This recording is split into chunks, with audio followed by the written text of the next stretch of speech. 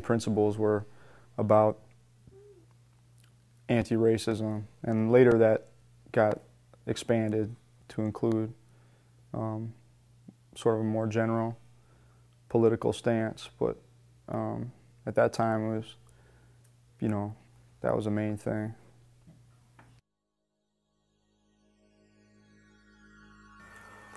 Around the time Ronald Reagan was well into his term as President of the United States, and artists like Duran Duran and U2 were topping the music charts, a group of young neo-Nazi skinheads were infiltrating an area known as Uptown, located in Minneapolis, Minnesota's south side.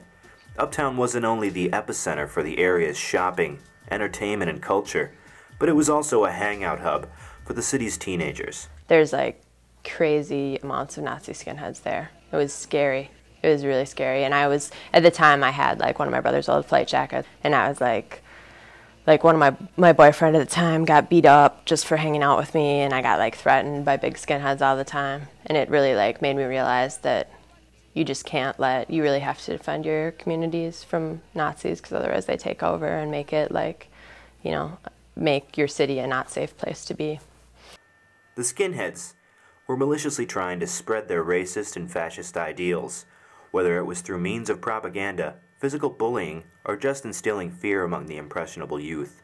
To counteract this right-wing extremity, a crew of teens was formed.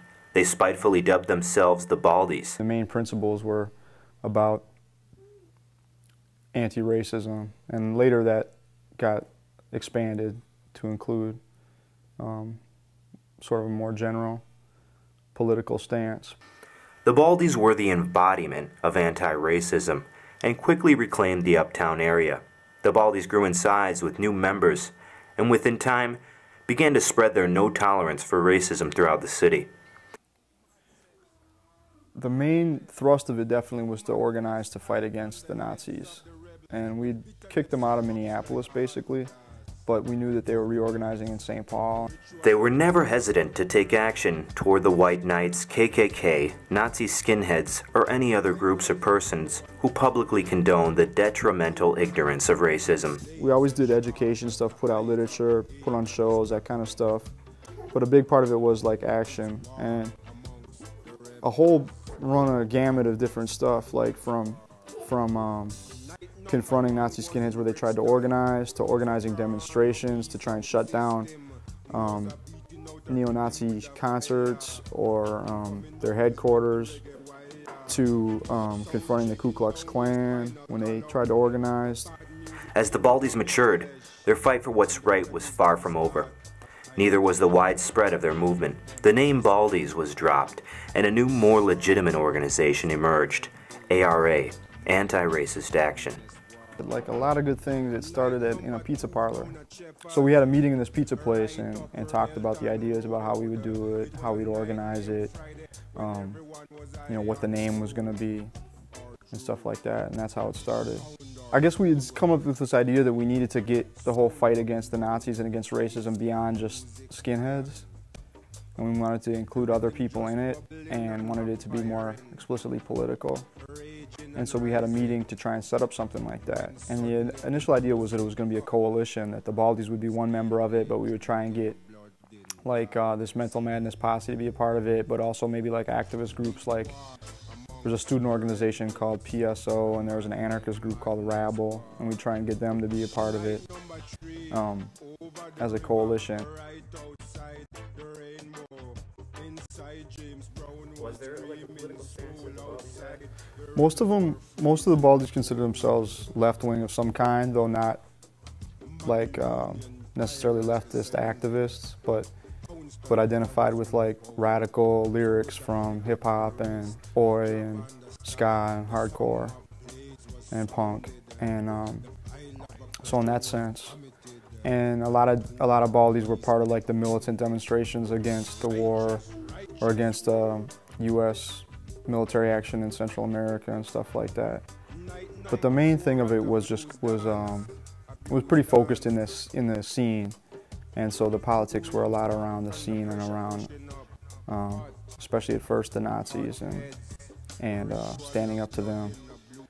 And they kind of, we tried to set up sort of a code in the scene where people not only expected not to be Nazis, but also not to hang out with Nazis. We tried to make that a big code to isolate them within the scene. And the Baldies were already doing this when I became one. But I remember vividly this guy named Jason, who's American Indian and was one of the main Baldies. And another guy, I think my cousin Hugh, confronting this Nazi who'd come uptown by himself, this kid that was a white knight. And they basically had set up a policy of anytime they saw one of these Nazis, they'd confront him and ask him if he was a white knight. And then they'd tell him, the next time we see you, if you're still a white knight, you know, you're going to get your ass kicked. And it actually was a really effective policy because it sort of gave people a moment to think about it and weigh how committed they were to this thing. And it also sort of set boundaries too, like, you know, people realized they weren't going to be able to come uptown or they weren't going to be able to go to First Avenue, which were like the two big youth hangouts, like alternative scene hangouts or whatever. So a bunch of them actually quit, you know, and some of them even became Baldies, and it caused the White Knights to fall apart, you know, with only a few fights, really.